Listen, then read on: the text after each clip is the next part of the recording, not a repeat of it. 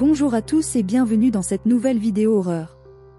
Aujourd'hui, je vous présente 3 histoires d'horreur inspirées des récits du subreddit Let's Not Meet français. Si vous appréciez ce genre de contenu, n'hésitez pas à le montrer en laissant un commentaire, en mettant un pouce en l'air et en vous abonnant à la chaîne. Ne perdons pas de temps et plongeons dans la première histoire. Bonjour à tous, je m'appelle Camille, j'ai actuellement 16 ans et Jean avait 14 lors des faits. J'habite dans un appartement, plus précisément au 2e étage. Pour vous mettre dans le contexte, à mon salon il n'y a pas de porte, c'est-à-dire que j'ai une vue sur ma porte d'entrée et sur mon couloir. Sur ma porte d'entrée il y a une serrure et aussi une chaîne.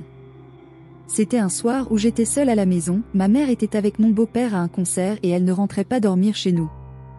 Mon frère lui était donc chez ma grande-tante car il est trop jeune pour rester à la maison avec moi. Il était à peu près 23h30, j'étais en appel avec des potes à moi en même temps que je regardais une série. On disait des conneries et on faisait des blagues, comme tout adolescent de 14 ans. Et d'un coup j'entends un gros bruit dans ma cage d'escalier. Je prends donc mon téléphone avec moi et vais voir ce qu'il se passe. Alors oui, c'est peut-être con mais je suis assez proche de mes voisins et il y a une de mes voisines qui a quelques problèmes de marche donc j'avais peur qu'elle soit tombée. J'ouvre ma porte et premier truc étrange c'est que la lumière n'est pas allumée. Pourquoi c'est étrange? Parce que si on ne l'allume pas, on ne voit rien. Et la lumière rien 10 minutes avant de s'éteindre automatiquement. Je demande donc si ça va et si personne n'est blessé mais personne ne me répond. J'hésitais à descendre mais j'avais un mauvais pressentiment, donc je préférais rester près de ma porte. Et au moment où je voulais rallumer la lumière pour voir s'il y avait encore quelqu'un, et bien justement quelqu'un me répond et il me dit « Non, tout va bien » et il commence à chanter une chanson. Je rentre directement chez moi et mes amis qui avaient compris qu'il se passait quelque chose m'ont donc demandé et si j'allais bien, je leur ai dit que oui même si j'avais eu peur sachant que la voix que j'avais entendue n'appartenait à aucun de mes voisins.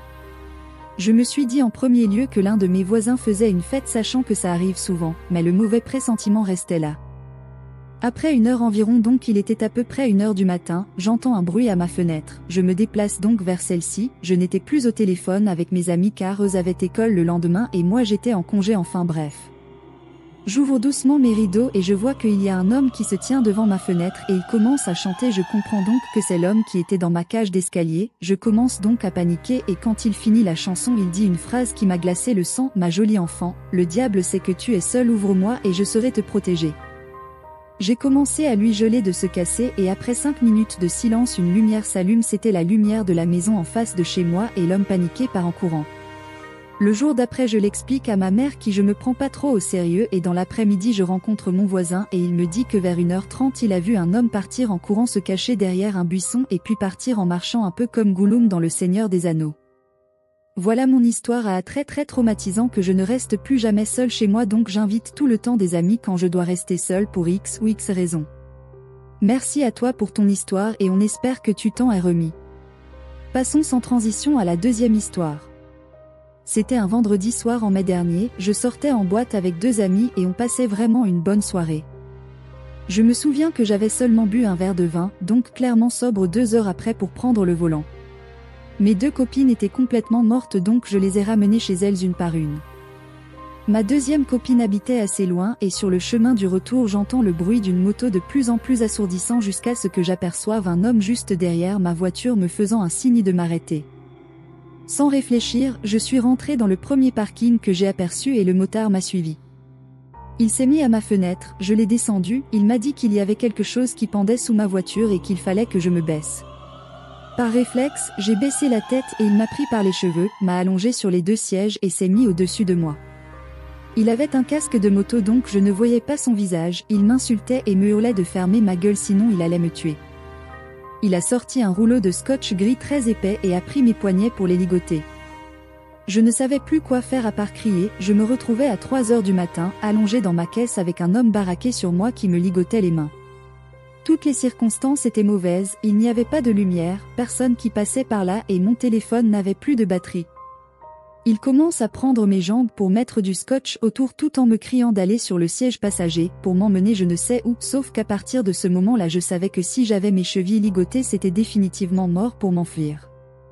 Je lui ai mis un coup dans les parties génitales et l'ai mordu le plus fort possible au pouce. Je pense que c'était le premier réflexe que j'ai eu et malheureusement ça l'a énervé, il m'a pris par les cheveux et m'a frappé mais j'ai réussi, je ne sais toujours pas comment, à sortir de la voiture. Il m'a frappé quand j'étais par terre mais je me suis relevé et j'ai couru le plus vite possible, en talons et toujours avec les mains attachées. Je me suis retrouvé au milieu d'un rond-point, toujours sans aucune voiture et j'ai décidé d'aller dans un ravin juste à côté. Il a repris sa moto et m'a cherché, je crois que c'était les minutes les plus longues de toute ma vie. Pour moi c'était fini, on imagine forcément le pire et dans ma tête je voulais juste sauver ma peau.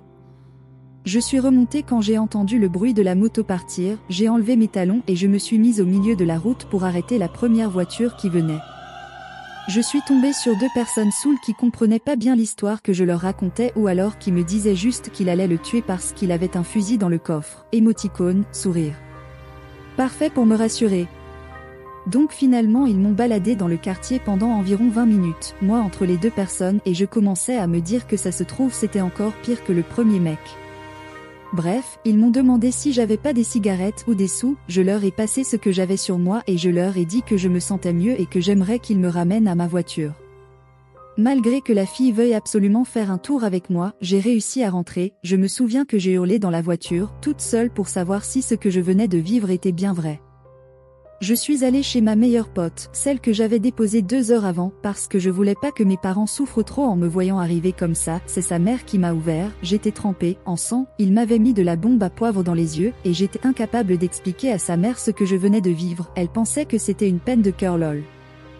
On a appelé la police, j'ai fait une déposition, dites-vous que je viens d'une île où ce genre de truc n'arrive jamais, donc enfin bref. J'ai appris que mon agresseur m'avait suivi depuis la boîte et qu'il était derrière ma voiture depuis 30 minutes. Il a 30 ans, une copine, il m'avait aussi demandé en ami un mois avant. Ma déposition a aussi permis à une autre fille de déterminer que c'était le même agresseur qu'elle, il l'a violée quelques mois avant sans qu'elle puisse voir sa tête. Il a nié tous les propos en disant que c'était moi qui l'avais agressé MDR, enfin bref il passe au tribunal bientôt. Merci pour ton histoire et force à toi, passons maintenant à la dernière histoire. Je suis suisse, j'ai 18 ans, je suis un homme et cette histoire s'est passée juste hier soir vers 22 h. Je rentrais de chez ma grand-mère et j'allais chez mon père. Il faut savoir que je prends depuis un bon bout de temps le train seul et je n'ai jamais eu de problème dans ma vie avec un inconnu jusqu'à maintenant. Le train arrive en gare de Fribourg et je rentre directement dedans. Dès que je ne suis assis, dans un wagon où il n'y a littéralement personne, un homme qui s'assoit sur un des bancs sur le quai. Et je remarque qu'il me fixe, sans s'arrêter. Après peut-être 1 minute, il rentre dans le train et se met sur un siège juste à côté de moi. Alors qu'il aurait pu prendre une infinité d'autres sièges, lui décide de se mettre là. Pour l'instant j'étais pas bien mais ça allait. J'ai pas osé le regarder et je fixais mon téléphone. Puis il commence à tapoter du pied mais pas avec un rythme normal de quelqu'un qui pourrait avoir un TOC ou quoi que ce soit. Je fais mine de pas entendre sachant que j'avais mes écouteurs dans mes oreilles. Il se décale d'un siège et se rapproche de moi un petit peu. Et recommence à taper du pied mais cette fois plus fort. Clairement à ce moment je savais qu'il voulait mon intention. Au même moment j'envoie à mon père de venir me chercher à la gare où je vais descendre. Je me suis dit au cas où je prends pas de risque. Après avoir envoyé les messages, j'essaie de le regarder pas le reflet de la fenêtre et je vois qu'il continue de me fixer sans arrêt. Au moment où le train part et que je vois que mon père n'a toujours pas vu les messages, je décide de l'appeler en disant que le train vient de partir de Fribourg et en lui demandant s'il a vu mon message. Après avoir raccroché, le mec d'un coup regarde son téléphone et ne me prête plus aucune intention. Entre Fribourg et mon arrêt il y a un autre arrêt et ce monsieur décide de descendre.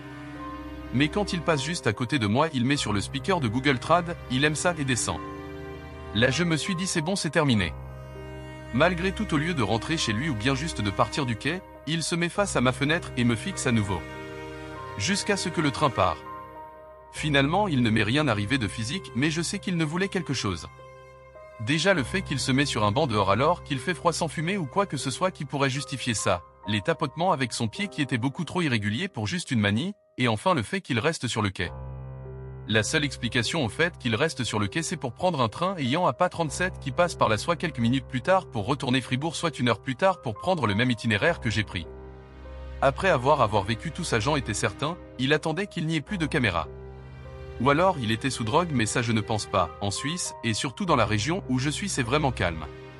C'est pas une très grande ville. C'était vraiment la première fois de ma vie que je sentais qu'un inconnu me voulait potentiellement du mal. Merci d'avoir suivi la vidéo. Si vous voulez d'autres histoires d'horreur dans le même style, abonnez-vous et laissez des commentaires.